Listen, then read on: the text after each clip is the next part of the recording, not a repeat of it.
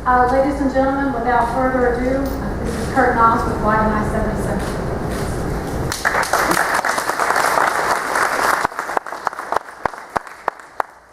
Thank you for that. You haven't heard my presentation or seen my slides yet, so you may be a bit premature. I would also like to add my welcome as well. It's great to see so many faces out here. Like what's up previously, it's the first time we're at Iredell, and this matters to us. I'm from Cornelius, and this is kind of where this all started. So I just appreciate you taking your time weeknight during the school year. The title of our presentation is I-77, What We Don't Know. There's a lot of things about this project, even though it's imminent upon us, that we just don't know. I'm going to talk about a bit of that first. But before I do that, if we get this working here, there we go. A little bit about some education, like what Kristen mentioned. So I'll talk about the project scope, what the toll rates are anticipated to be as best we know, the effect on congestion, where you're going to get in and out of the toll lanes, and what kind of information they're going to be able to could collect as we go forward with the tolling contract. So, at the risk of stating the obvious, the problem, if you've driven down to Charlotte, is a congested stretch from about mile marker 21, about where Mooresville is, up to 150 up here in Mooresville. And as we've been told for several years now, unfortunately, we have no money to widen it. The solution is if we added a general purpose lane through that stretch in both directions. It'd be about 13 miles, and there's a consultant study, it's a little bit dated, it's about 2009. We kind of inflated it and we said, well, somewhere between $80 and $130 million to widen the road, adding a general purpose lane in either direction. The tolling solution are privately operated toll lanes, 27.5 miles, about double the distance. And they're basically going from here at exit 36 all the way down into uptown Charlotte. The cost is, instead of $130 million, is $655 million. They will be operated under an exclusive 50-year contract with a company called Sintra, and they're based out of Spain. Now, if you just saw the previous slide, it just said $100 million, $130 million, and all of a sudden now we're up to $655 million. It begs the question of why the difference? And I've had slides on this before, and I decided the best way to explain this is with a picture. So here's a picture. This is Hamilton Street. This is 277. This is right about where you come off of 77 and go on to 277. And what you see here, these are the private toll lanes. And if you look at that, you'll see that those things are elevated. We haven't changed 277. It's still the same lane. We haven't changed Hamilton. We haven't changed the interchange at all. But we built basically what's called a flyover bridge. Well, you can look at that construction. You can see that that's pretty darn expensive to do it that way. Number one is a takeaway. And number two, there's no benefit to anybody here. The only benefits that you have are to the people in the toll lanes. And so what you have is a tremendous amount of infrastructure that's being built, not necessarily for the public benefit, but rather for the private tolling customer. And if you do this, multiply this by like 2 or 3 times, that's the difference. It explains part of the difference between the $130 million and the $655 million.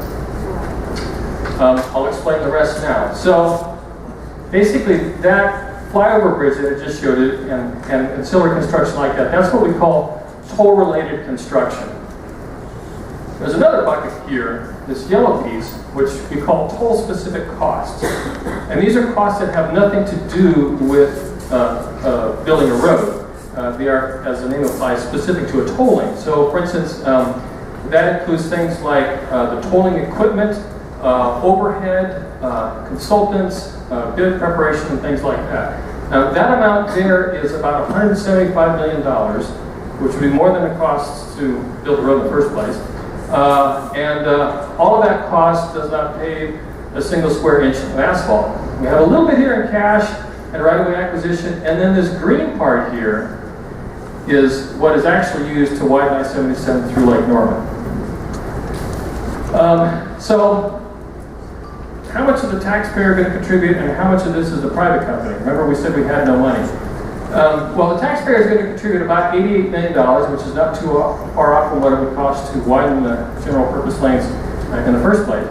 And then there's what's called a DRAM, but basically it's a taxpayer subsidy. So the taxpayer, if there's a shortfall in revenues for the first 8 years of tolling operation, the taxpayer could make up those shortfall in toll revenues to the private company up to a total of $75 million.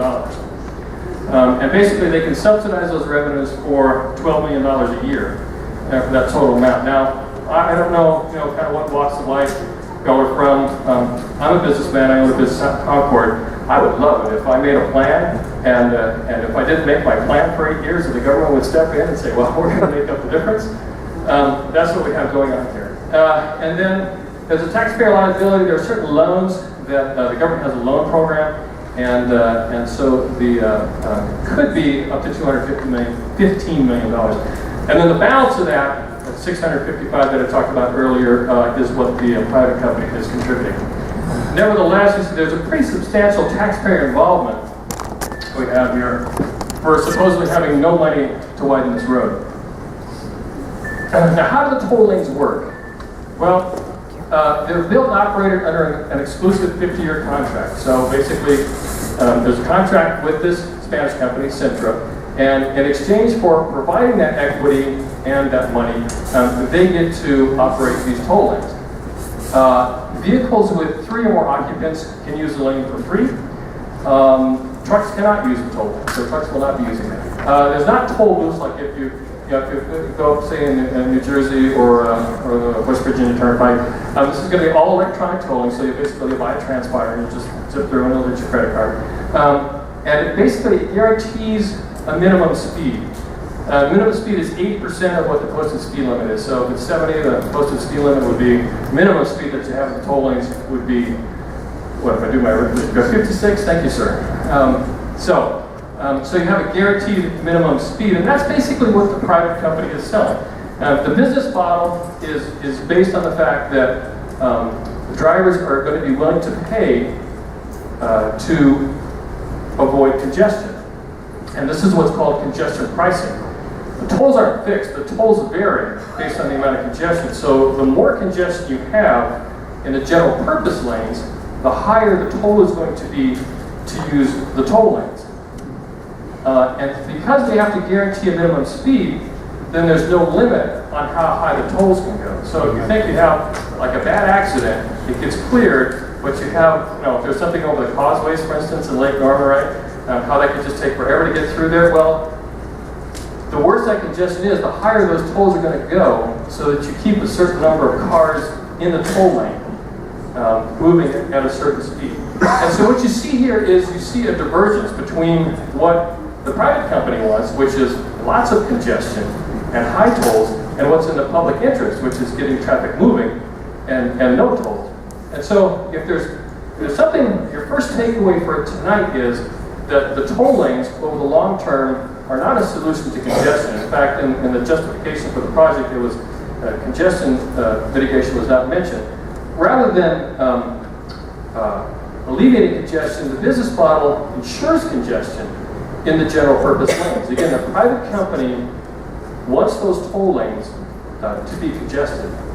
And by the way, I didn't say this up front, but if you have questions, obviously I'm rolling along here. We are going to have an extended question and answer period. I'd be happy to flip through any of my slides here. Does that mean the toll will change on a daily basis?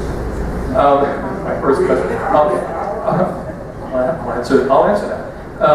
I think it's they can change at 30-minute intervals. I think it's 30 minutes, but they can change. Maybe even less than that. I can't answer definitively, but no, it's not daily. It's like based on traffic conditions. Kurt, it's 3 minutes. 3 minutes. Thank you. I dropped a zero. Okay. I'll take one more, and then I really got to move on with the back up. Yes, sir. How many lanes are they putting in? I just saw them on. There are a total of 4 toll lanes, 2 in either direction, up to about exit 28, and then there are 2 toll lanes, 1 in either direction, up to exit 36. Interesting point. Thank you for asking that, actually, because that uses that widen out. It's the only toll lane project in the country where you have 4 toll lanes beside 4 general purpose lanes. Why do they do that? Because that uses up all of the remaining right-of-way for toll lanes. So basically it goes what's called a fence line. It goes out there. So we're using up all of the existing public right-of-way for tolling. So why is that important? That's actually important because if we were to improve the interstate with the general purpose lanes, what would happen? Well, you get traffic moving again.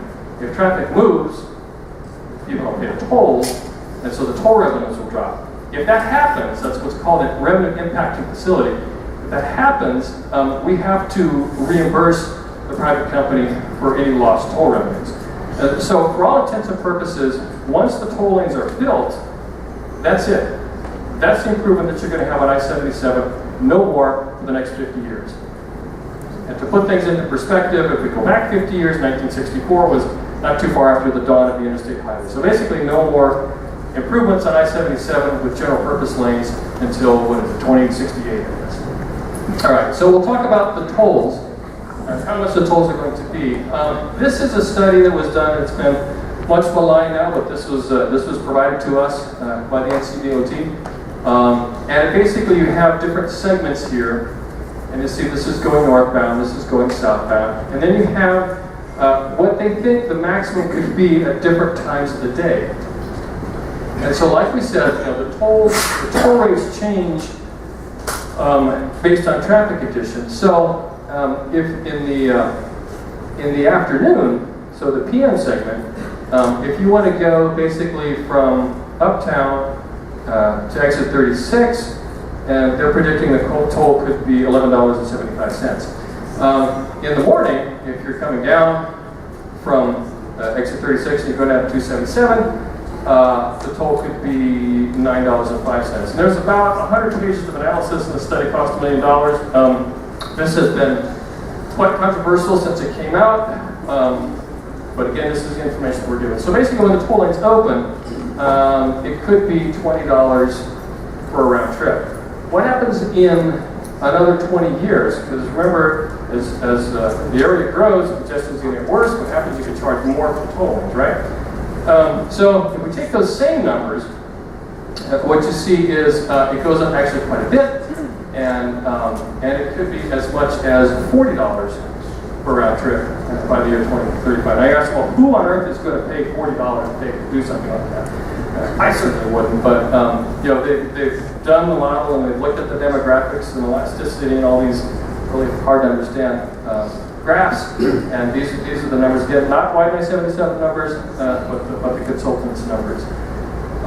So when this came out, this created quite a bit of media attention, and this was somewhat walked back, saying, well, you pick basically the worst case scenario, the worst time of day, going the longest distance, which the worst time of day is when you're going to use a toll lane.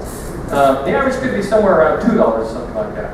The fact is, this is my first one we don't know. We don't know at this point what the Cintra's estimate is for the toll lanes.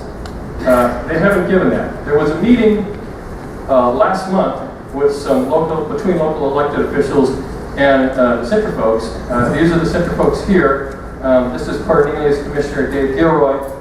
You see, he's not too happy.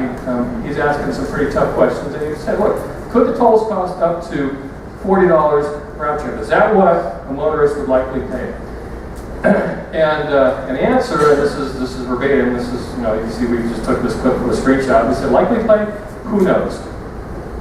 Now, it's important to realize that as I speak right now, Cintra is going out to the bond markets to get the rest of their funding.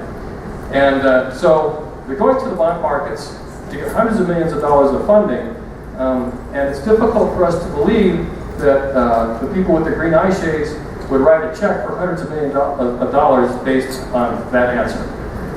So I don't know how we're going to get hundreds of millions of dollars based on a shrug of the shoulders. There is a tolling estimate out there, and we feel that on a public right of way, and a deal done with a public agency, the public has a right to know how much the public is going to pay. All right, let's talk about congestion. Remember I said the toll lanes rely on congestion, right? That's fundamental to the business model.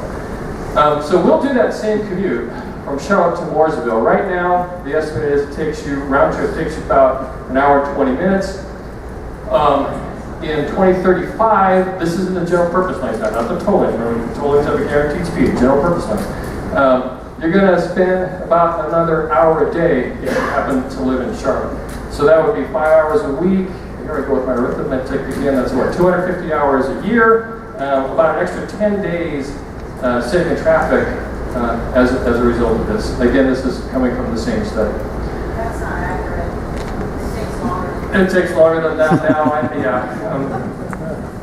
You would know. So, okay, so multiply it by a factor. Which means maybe the toll rates could be higher. This is a typical access point. There's been a lot of discussion about, well, how do we get on and off the toll lanes? And where do we get on and off the toll lanes? So this is the first part of this question. This answers the how. And what you have here is, you have the, say, 2 toll lanes. So this is like, say, down through Huntersville. You have 2 toll lanes, and then you have 3 general purpose lanes. And what they do is they kind of drop out the shoulder here, you make a little jog, and then you'll go into this lane here, and then you'll merge over into the general purpose lane. So you're zipping along at 60 odd miles an hour, and then you go here. This is about a half mile long, and then you'll merge over. I have to tell you that if you are in this car and I am in this lane, there is no way I'm going to let you in. You're going in behind me. You're thinking about using these toll lanes, but then what? And then similarly, people who want to go use a toll lane who would come out of the general purpose lane, use that same merge over. They've done this elsewhere. I guess this works, but I'm thinking this is 15 miles an hour. This is 60 miles an hour. And then they're going to go from here over to here in the space of about a half a mile again, say off to exit 28 or something like that. Again, if I'm there, it's not going to be easy. But this is typical. And I say typical because the contract actually says something a bit different. So this was taken straight from the comprehensive agreement. This isn't a proposal that Sintra gave to NCDOT. The contract actually says something a little different. This is my map of I-77 from Mooresville to Charlotte. So we have exit 36. That is the first place that you can get on if you're heading southbound. And then we go past exit 35, we go past exit 33. And then the next place you can get on is around Langtree, so you can get on there. And then the next place you can get on is somewhere between Mooresville and exit 25. And then the next place you can get on after that is somewhere south of Hambright. So it's between Hambright and I think it's exit 18. Thank you, yes. Now, interestingly, and again, this is what's in the contract. So, and it just says a southbound ingress here. If you get on here, then you're basically, if you want to get on at exit 36, the first place you're going to get off is somewhere south of Huntersville. For you folks that are from Mooresville. If you're a Davidson, if we have some of you folks up here, the way the contract currently is, you can either go north up to Langtree and kind of backtrack and then come back down, or you could drive down to Cornelius and take the exit, what should be the exit 27 interchange. But really, Davidson, your travel time advantages are lost because you have all that crosstown traffic. And then there's a couple more here with between exit 18 and exit 13. I'll say what we're doing in the afternoon. You get on at the same point, and then you can get off again somewhere between exit 18 and 13 Harris, and then Hambright. If you don't know where Hambright is, by the way, that's like that last bridge basically in Huntersville. All right, a lot of people don't know where that is. That's where it is. So if you're in Huntersville, you could get off at this point. You kind of place your bet, and then you could go up Gilead Road up to like Gilead Road to Statesville, or I'm sorry, you go up Statesville to Gilead Road. If anybody's been at that intersection, the Huntersville people are nodding their head. The next place that you could get off is north of exit 25, and then the next place you get off after that is north of exit 30. So if you're in Davidson, there's really not a whole lot in this for you at this point. And then you get off basically where the project ends. Now, there is some talk since we last presented this about moving some of these. But for right now, what you have are the existing bypasses. So the major commercial bypasses in the Lake Norman area existing exits, are bypassed. There's talk about moving one access point north of Westmoreland, so that makes it a little shorter for the Davidson folks, and then moving the other one south of exit 25, so you help the Huntersville folks, and then adding one down here between exit 18 and 13. I have no idea why. But anyway, it seems like there's a bit of flux in this for something that's already kind of a bit of a done deal. So that's kind of the ingress and egress points. Let's talk about the confidential information. This was rather quite controversial when I presented this in July in Cornelius. The Ford company is allowed could collect, they don't have to, but they could collect your address, telephone, everything else, credit card, and well, that kind of makes sense. They get your driver's license number. Again, you're going to be driving a vehicle. They want to know that you're licensed to do that, so that kind of makes sense. They could get your vehicle registration. Again, they want to know that it's your car, right? That makes sense. They could get your social security number. I'm not sure why they need that to drive a vehicle. They could get your law enforcement records, financial profiles, and medical data. Now, I want to be clear, because this was, like I said, a source of controversy at this point. They are not collecting that information. They do not plan to collect that information today. They plan basically to collect these first two bullet points, okay? So that's the plan, and that's what Cintra says. They have no plans to collect this other information. However, the contract contains provisions that they can store and use this information. And we maintain that what Cintra says is not as important as what the contract says. And further, Cintra may not even own this in 10 years. They may sell it to somebody else. So while they may not want to collect this or have no plans to, we would say if you don't contemplate using this information, then say so in the contract, rather than putting a loophole in the contract. Now, who can they share this with? Well, they can share with NCDOT upon request, kind of makes sense. Authorized employers or contractors of the private company. Authorized collection agencies. So you could have your social security number, law enforcement records, financial profiles, medical data going to an authorized collection agency. North Carolina Public Safety Agency, if for tolling enforcement, any other public law enforcement agency, and basically any other governmental entity who wants to use that information. Other than that, it is confidential. So again, I do want to emphasize that right now this is what's being collected, but this is what the contract says that it could be shared, and this is what could be used and could be stored. So just to kind of wrap up this part of things, the education part of things, is what do we know about tollings? Well, they're expensive. They're going to not solve congestion, but they're going to ensure congestion for the next 50 years. They bypass local businesses under the present ingress scheme. They could collect significant personal data, which could be shared widely, and then they siphon millions of dollars out of our local economy. And that's a point actually that I haven't touched on. But if you think about it, like a bridge, for instance, there are instances of bridges where you pay a toll, right? Construct a bridge, right? And there's a toll, and once the bridge is paid for, the toll goes away. There are instances where that happened. I think of the Coronado Bay Bridge in San Diego, for instance. In this case, once it's paid for, you still keep paying tolls. And that money, again, comes out of our local economy, and it's not being invested here. It goes across the pond to the company in Spain. I said it's kind of a dismal calculus on this, because if the project is a failure and nobody uses the toll lanes, that's a disaster. Because then the taxpayer has to step in, and even though we get it for 50 or 60 cents on the dollar, we kind of buy a bunch of useless infrastructure that's tolling specific. But if the project is a success, that's a disaster, because we're going to be siphoning millions of dollars out of our local economy. They could go to our local shops and restaurants and other businesses here. History rarely gives us the gift of a preview, but we have that in kind of a microcosm here in the Lake Norman area. And that is exit 28 in Cornelius. I don't know if any of you have ever driven that or not. I'm seeing a bunch of nods and grimaces. It can take 20 to 30 minutes right now to get across that intersection that's currently under construction.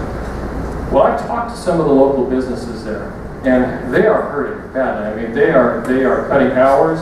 they're on the verge of cutting employees, and some of them are on the verge of going under. And what you have there is you have lots of congestion, and then there are ways to bypass that, most notably Westmoreland Avenue, for instance.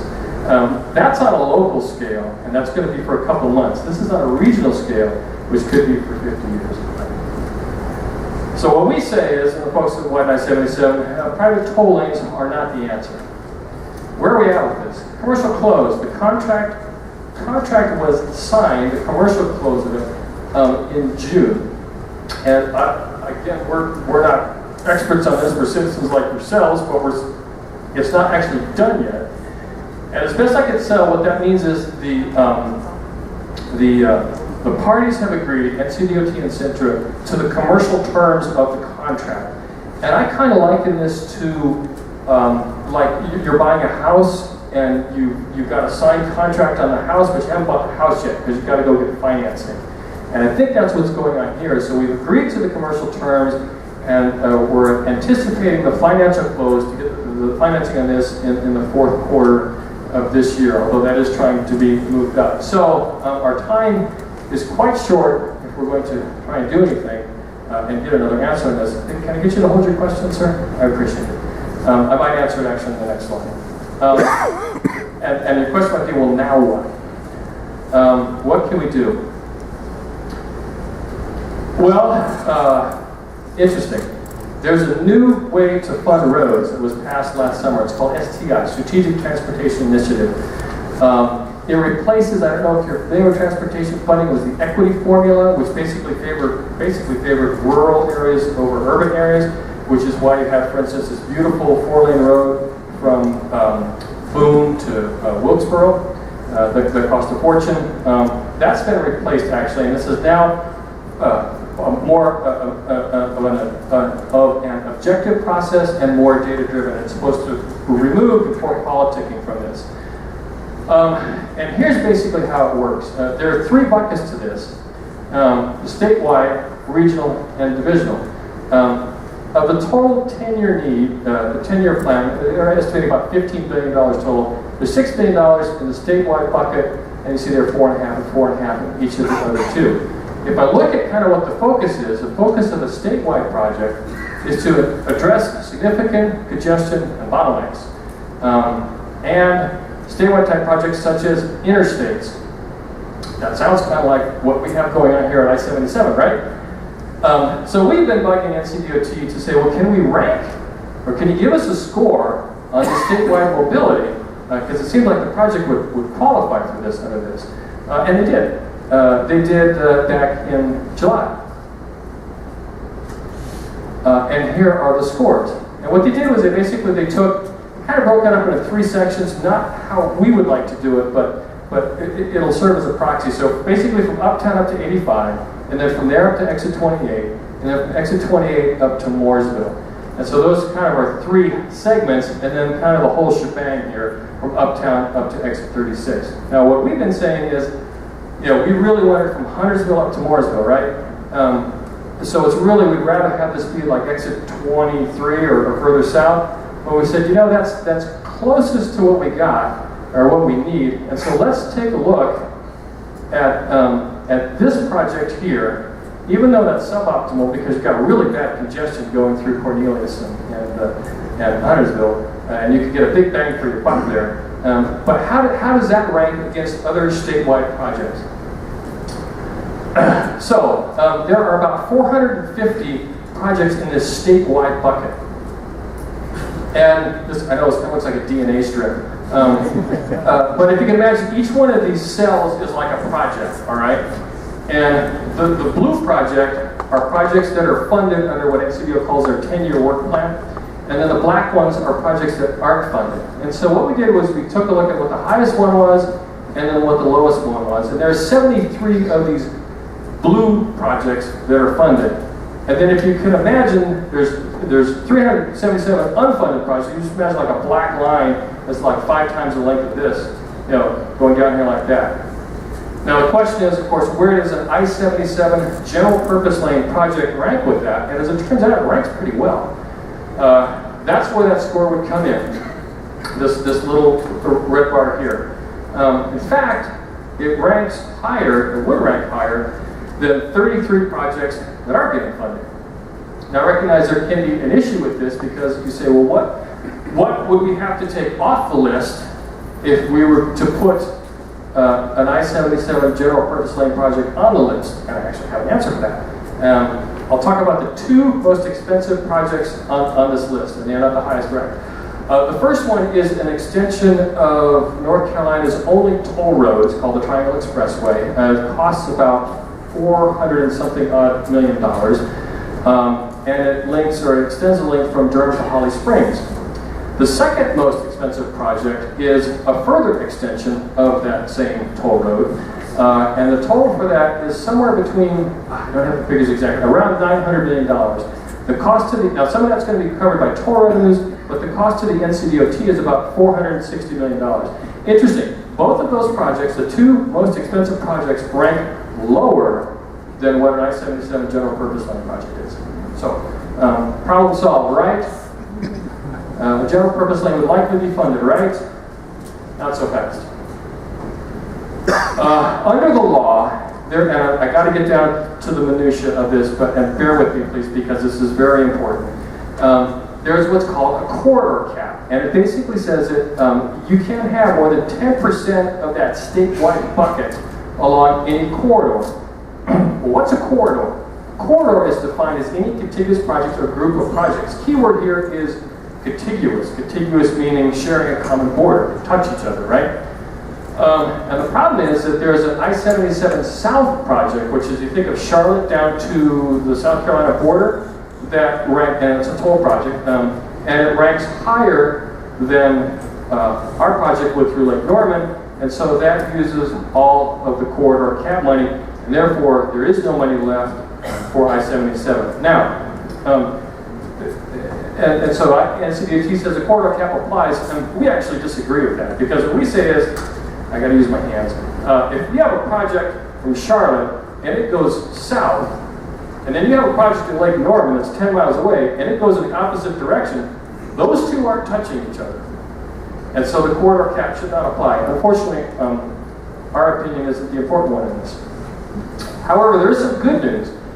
And the good news is that this cap applies only to the statewide category. Remember that slide I had about 3 or 4 slides ago that I had the 3 buckets? It could actually be still funded under the regional and the division category. And that's 60% of the funding. That's $9 billion. Remember, we just scored in the top 10% out of 450 odd projects under the statewide.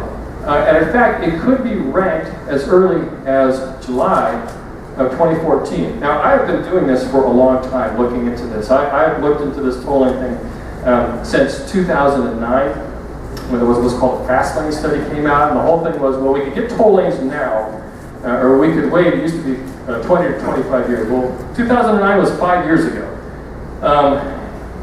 Would it not make sense, before we go forward with the 50-year contract, to wait 6 months and to actually see when this project could be definitively ranked? And that's our question. Well, 6 month wait versus 50 years of tolls. What do we do now? Well, that's what we would like to get our local elected officials, state officials, and what's called a planning organization, Charlotte Regional Transportation Planning Organization, to do, is to say, you know what? First we were told it was 20 to 25 years, then it was 15 to 20 years. The latest we've heard is, well, the general purpose lane could take as long as 10 years or more. Under this new funding paradigm, we think it actually could be as little as 5 years. You could get it about as quickly as the toll lanes. Toll lanes are going to be open, if all goes according to plan, in 2018. Would it not make sense to wait another year or 2 or 3 to get the road widened in the first place, rather than having our children and our grandchildren be shackled with the toll? So that's one thing we could do. The other thing we could do is to seek to null the contract. And I'll talk about that here in a bit. WidenI77 is a 501c organization. If we want to null the contract, that is basically recourse through the courts, which means lawyers, which means money, and lawyers cost money. So we have organized ourselves so that we can accept donations along that. Your donation would be tax deductible. We are now subject to IRS reporting and auditing. So it's not like we're going to go run off with your donation and go to the Bahamas or something like that. Don't lose the records, it doesn't matter. Don't lose the records, he just said that, it doesn't matter. Thank you, sir. Today meeting the IRS, right? Yeah, okay, I appreciate that. But, you know, if you think about it, I mean, this is really, what we'd like to do is obviously have this ranked the right way here next summer. And, you know, I just showed you some slides here that said, well, it could be $20 a day for tolls. And the question is, you know, what kind of an investment would you make to try and avoid that? $20 or $50, well, it could be $5,000 a year if you use it every day. So between us and the core group of WidenI77, we could actually come up with $15,000 or $20,000 it would take to file an injunction. We could do that. But we decided, you know what? We're willing to give them our time. We're willing to go through and do the diligence and pay for the room and do things like this. But we're not gonna pool all of our money.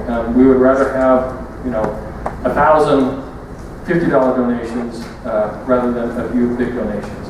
And if the citizens rise up to support it, we think that we could get this stopped and that we could get it widened the right way and avoid the 50 years of tolls. And I'll leave you with a thought on that. My son turned 16 this year, and he's going to get his driver's license, so you have all been warned.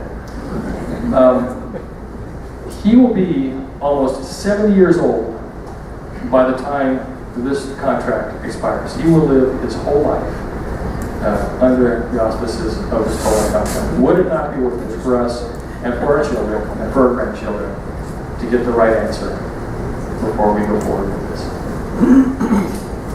And this is our only and best shot at avoiding 50 years of tolls. So, if you would like, I think we got a bucket there. We will take a cash donation. If you'd like to write us a check, you would make it out to WidenI77. If you want to send it to us, you could send it there, and then you can find out more on, I didn't put the Facebook here, but online. We can also take a credit card donation as well. So with that, I did have some questions. Warren, were you going to, does NCDOT have an answer prepared for those yet, or are we going to hold off? Not yet, we got to do the ordinance around the Okay, all right, so we'll hold off on that. And what we'll do then is I'll go ahead and take your questions. But before we do that, I was remiss in pointing out one thing. I think you all got a card, like a bit of a card stock, and it's to Governor McCrory. Here's something you could do, because we already got about 200 of these things, all right? If you would, sign that, put your name on there, and then just, you can leave it on the chair or pass it to the aisle. Someone will come along and collect it. And you don't have to mail it. We'll take those and we'll go to Raleigh and we'll put those on the governor's desk on your behalf. So if you would, I would appreciate you doing that. And I'll now take questions. Sir?